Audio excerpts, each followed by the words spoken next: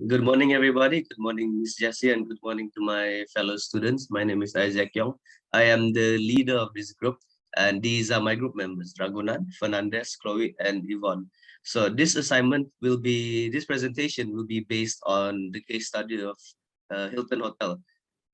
Starting off with Ragunan, I will now pass it to Ragunan. Thank you.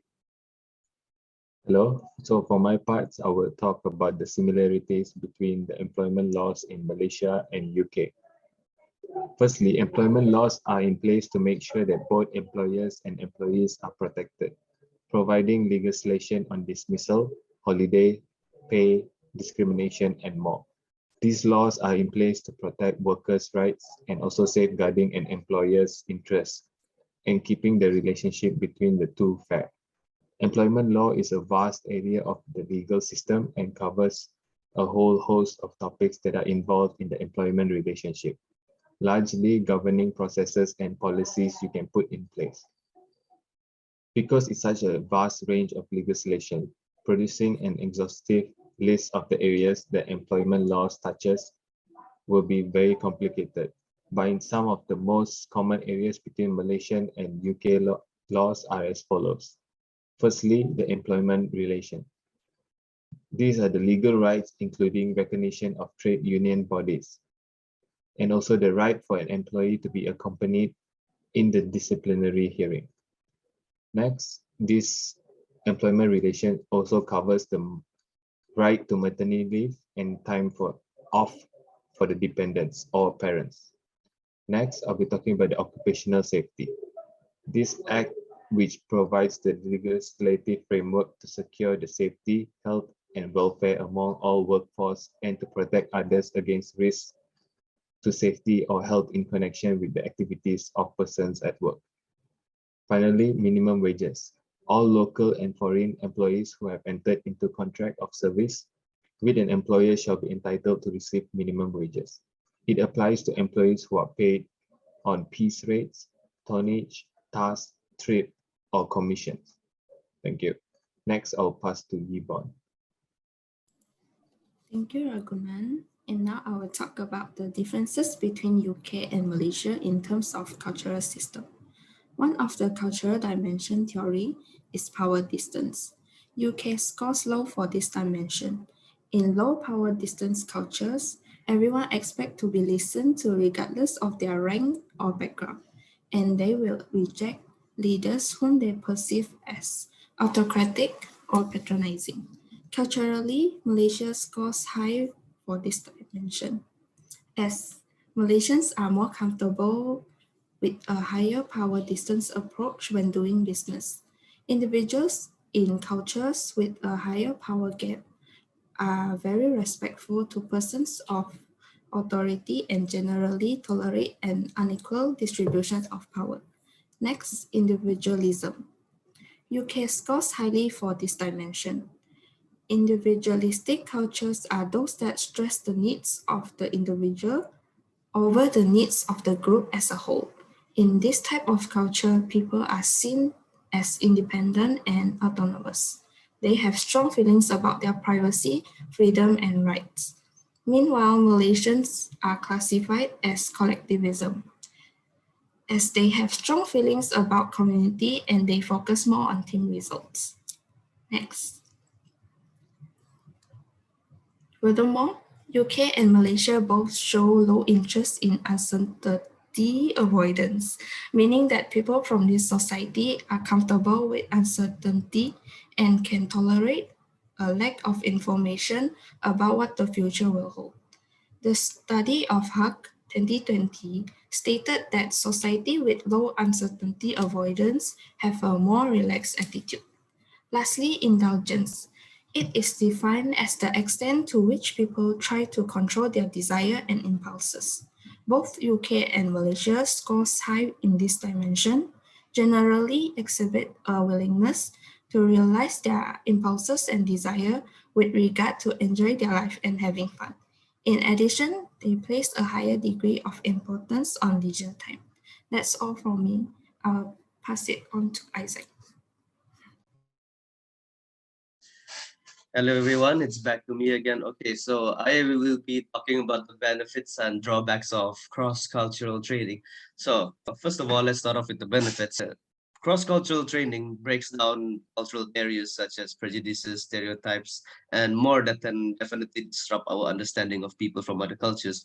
So through training and learning about other cultures, barriers between cultures are gradually chipped away. Thus, it will result in a more open relationship between cultures, and it will result in providing a comprehensive global perspective for managers and better management of for employees. And for the second point, cross-cultural training fosters confidence in employees, and it increases the chances of success because this enables expatriates to study a host country before being deployed there. So, for example, let's use the Hilton Hotel for an example. When they send an expatriate to China, the Hilton Hotel will choose a manager with good knowledge on Chinese culture, tolerance level, and excellent management and technical skills. So for the third benefit, CCT indirectly promotes diversity because this training promotes diversity among employees and can inspire innovation and creativity among these expatriates. For instance, diversity and multicultural product development teams contributed to L'Oreal's success in developing markets. This is due to multiple perspectives and personalities with exchange of different ideas that has resulted into a big success for L'Oreal. So now let's talk about the drawbacks of cross-cultural training. For the first and foremost, cultural barriers may still occur no matter how hard you train, not from your side, but from the host country's side. And second part, integration can be a big challenge when in the face of prejudices and negative cultural stereotypes, as these challenges are hard to overcome and can negatively impact the company's morale and productivity. So for the third and last part, CCT can never truly prepare an employees for an overseas assignment and can also develop a false sense of confidence in them. Why do I say this? Because factors such as communication between different cultures and languages can be difficult to understand, and it's easily misinterpreted. So in the UK, for example, language barriers are just one challenge. Even when everybody speaks English in the UK, there is a range of different accents that the expatriate must learn. For example, there's Scottish, there's Scouse, Brummy, London, there's more accent than that. And that is just from my part. Next, I will pass to Chloe. Okay, thank you, Isaac. So I will be talking about the international compensation for expertise. The major focus of most international compensation program is to keep international employees at a sufficient financial level during their international assignment, so that they do not lose ground economically. First, the base salary is normally related to pay range in the home country, which then may be adjusted based on local variance. For example, base salary for Hilton Hotel employees are generally above or in line with the industry average, and performance pay is linked to individual competence and job performance. Next. As an important part of the compensation system, benefits are an important means to improve employees' work efficiency and cultivate their loyalty, like healthcare plans and retirement plans. For example, the Hilton Worldwide, they fund group health insurance through which businesses typically pay a significant portion of their employees' health insurance premium. Besides that, employee travel plans are also Hilton's most famous talent retention and incentive. Employee and their relatives and friends are covered by this plan too. Meanwhile, employees' benefits are also include the provision of free working meals and accommodation, one housing fund, and 7 days paid annual leave. Lastly, training include cultural competence training and language training. The purpose of this program is to enhance the knowledge and awareness about the employee's new location and the culture difference affecting communication, behavior, and viewpoints. For example, in Hilton Hotel China, they have adopted a combination of localization strategy, culturally compatible strategy, and local culture to keep localizing. This can promote the complementarity and exchange of Chinese and Western culture. I have done my part, so next I will pass to Fernandez. Okay, thank you, Chloe. Okay, so now I'm going to talk about the recommendation for Hilton recruitment method.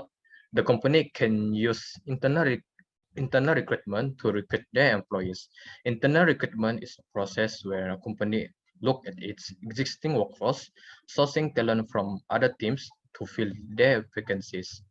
Okay, according to Bright 2019, over 70% of the businesses are focused now on the internal recruitment. This is because it is a faster hiring process and reduce training costs compared to the external recruitment. It also will benefit Hilton in UK. For example, the company will mostly receive talented and reliable workers to promote growth. Moving on, selection strategy that Hilton can use is by interviewing procedure. Interview is a selection procedure designed to predict future job performance based on applicants' responses. Okay, according to MBA 2011, experts agreed that interviews provide the best methods of selection. For example, Hilton HR teams from Malaysia can conduct an interview to accessing applicants' administrative skills, stress adaptation skills, willingness to accept expatriate position, language skills, and so on. Okay, next. So there are few employee training methods that Hilton HR teams from Malaysia can adapt. The first one is experiential training. Experiential training is to provide employees a first real experience of the country for the expatriate. It gives the opportunity to meet people in the new country and get a view of the new environment of the workplace. It will benefit Hilton in UK because it will fasten the hiring process. For example, potential candidates will feel motivated to work at UK because they have experience at the company before and adapt to the new culture, which enable him or her to develop a certain skills that can be used when confronted with the new culture. Next is language training. Language trainings involve teaching the expatriate the native language and business language of the host country. This training is an effective way for preparing expatriate since lack of language skills can slow down the adjustment process. When the language training is given to the potential candidates that are going to Hilton UK, it helps the candidates to reduce miscommunication in the future. For example, in terms of slang, UK citizens use the words butters to describe people ugly. However, Malaysia citizens will think that it is a good word or a dairy product. Okay, next. For Hilton performance appraisal method, the modern method that are being recommended for Hilton is behavioral anchor rating scale, or as known as BARS. BARS is a tool for supervisor evaluates employee on a numerical scale, usually in 5-point scale. Hilton HR teams from Malaysia can use this rating scale to identify which employees has the best performance. For example, HR Hilton Malaysia will have the proof data and placing those employees who got the rating of 5 to UK Hilton. However, at UK Hilton, the company can use this method to evaluate employee performance job and improve their employee performance that got low ratings. By considering to the cultural system, Dauda 2018 journal also mentioned that UK citizens prefer their skills improvement be acknowledged to advance output. So it is recommended for Hilton to use BARS to evaluate an employee performance so that the employees feel motivated to improve their performance. Okay, that's all from me. So here is our reference list. That's all from us. Thank you.